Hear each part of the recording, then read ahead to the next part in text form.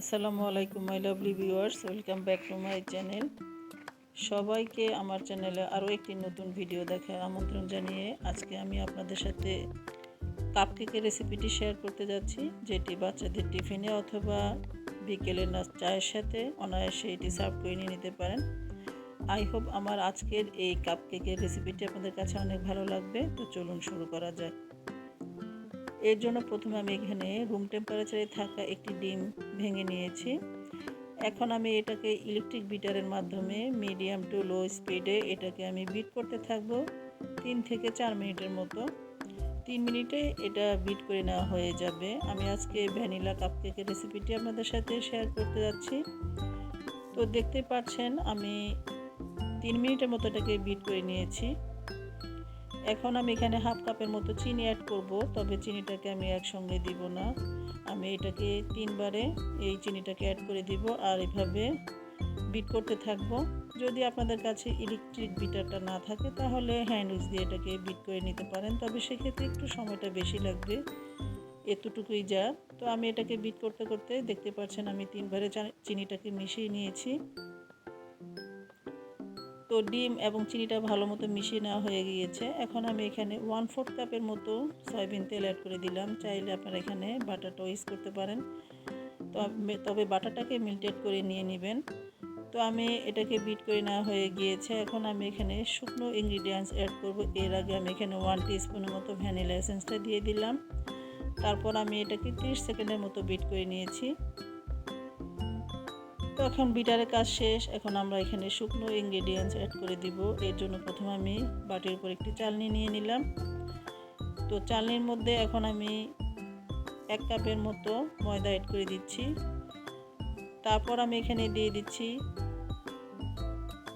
1 টিস্পুনের মতো baking powder, দিয়ে দিব হাফ টিস্পুন দিয়ে দিচ্ছি বেকিং সোডা, আর দিয়ে দিব 1/4 টিস্পুনের মতো লবণ।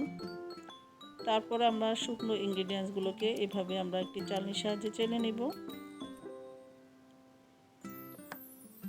তো সম্পূর্ণটা চেলে নেওয়ার পর অবশিষ্ট অংশগুলো আমরা ফেলে দেব। তবে এখানে আর আমার অবশিষ্ট কিছুই ছিল না, সব কিছু ভালো মতো চেলে নেওয়া হয়ে গিয়েছে, দেখতেই পাচ্ছেন।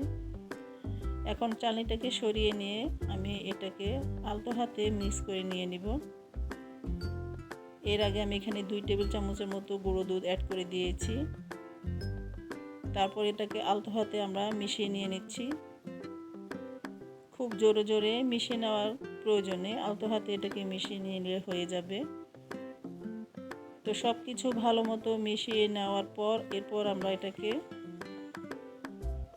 যে কাপে কেকটাকে আমরা বেক করব সেই কাপটাকে আমরা সেট করে নিয়ে নিব। তো দেখতে পাচ্ছেন আমার ব্যাটারের ঘনত্বটা কীরকম হয়েছে।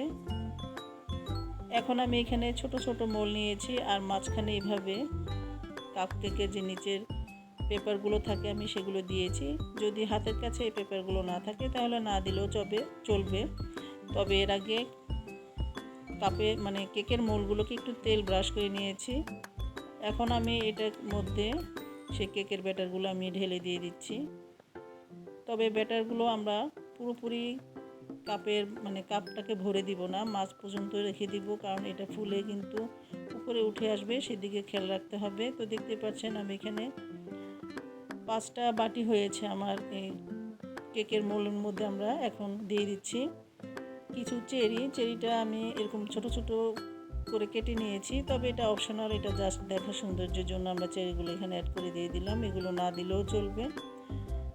তো এভাবে চেরিগুলো দেওয়ার পর এখন আমরা এই কেকগুলোকে ইলেকট্রিক ওভেনে আমি আজকে বেক করে দেখাবো। যদি আপনারা কেউ চুলায় বেক করতে চান তাহলে নর্মাল কেক যেভাবে আমরা বেক করে নিই ঠিক সেভাবেই বেক করে নিয়ে নেবেন। তবে যে হাঁড়িতে এই কেকগুলো বেক করে নেবেন তো সেই হাঁড়িটাকে প্রিহিট করে নেবেন।